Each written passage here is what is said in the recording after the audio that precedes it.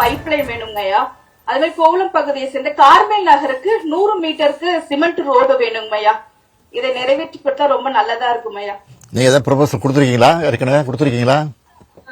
இந்த கிராம சபைலாம் அது கொடுத்துருக்குங்க ஐயா. சரிம்மா, சரி, பார்த்து சார். நன்றிமா. ரொம்ப எங்க மக்களின் சார்பாக மறுபடியும் நன்றி தெரிவித்துக்கிறேன். எல்லாருக்கும் நன்றிமா. அடுத்து விழுப்புரம் மாவட்டம் வாங்க. விழுப்புரம் கிராம ஊராட்சி கொண்டாங்க திருமதி ரேவதி.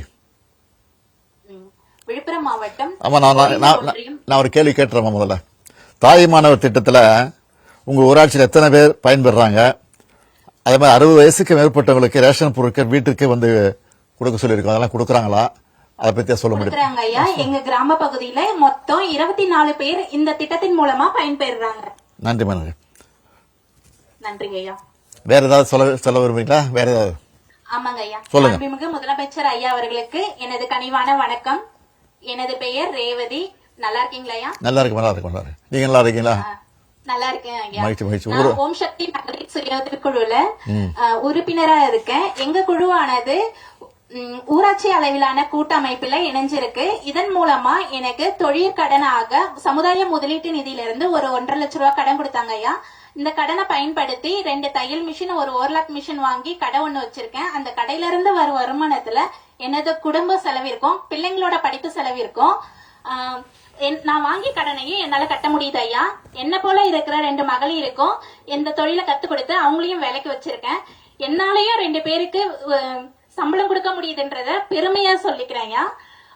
மாண்புமிகு இந்த அளவுக்கு என்ன உயர்த்திய மாண்புமிகு முதலமைச்சர் ஐயா அவர்களுக்கு மீண்டும் ஒரு முறை நன்றியை தெரிவித்துக் கொள்கிறேன் ஐயா. வேற ஏதாவது உங்க ஊரை பொறுத்த வரைக்கும் ஏதாவது பிரச்சனை இருக்கா? ஏதாவது சொல்லணுமா? கோரிக்கை இருக்கா? ஆமாங்க ஐயா, சொல்லுங்க. 3 முத்தான கோரிக்கைகள் இருக்கு ஐயா. சொல்லுங்க. எங்க கிராம பகுதியில மேல்நிலை நீர்த்தேக்க தொட்டி பழுதடைந்து உடைக்கப்பட்டிருக்கு. அதை புதிதாக கட்டித்தர கோரிக்கை வைக்கிறேன் ஐயா. அதே போல கொண்டங்கில இருந்து எலிச்சத்திரம் சாலை பகுதியில மின் விளக்கு வசதி செய்து தர வேண்டியும் கோரிக்கை வைக்கிறேன் ஐயா. மேலும் கொண்டங்கி முதல் தொகைப்பாடி வரி உள்ள சாலை பகுதியில தடுப்பு சுவர், வெள்ள தடுப்பு சுவர், மழைக்காலங்கள்ல வெள்ளம் வரதுனால வெள்ள தடுப்பு சுவர் கட்டி தர வேண்டியும் அன்புடன் கேட்டுக்கொள்கிறேன் ஐயா. மேலும் சார் ஒரு தகவல் ஐயா. சொல்லுங்கம்மா. எங்க மகளிர் குழு வந்து கொரோனா டைம்ல ஒரு 7 லட்சம் ரூபாய் சமுதாய கூட்டுறவு சங்கம்ல வங்கி கடன் வாங்கியிருந்தோம்.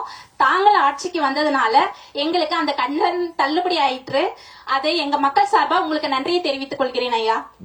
மக்களுக்கு பல்வேறு மகத்தான திட்டங்களை அளிக்கின்ற மாண்புமிகு முதலமைச்சர் ஐயா அவர்களுக்கு மீண்டும் ஒரு முறை நன்றியை தெரிவித்து வணக்கத்தையும் தெரிவித்துக் கொள்கிறேன் ஐயா.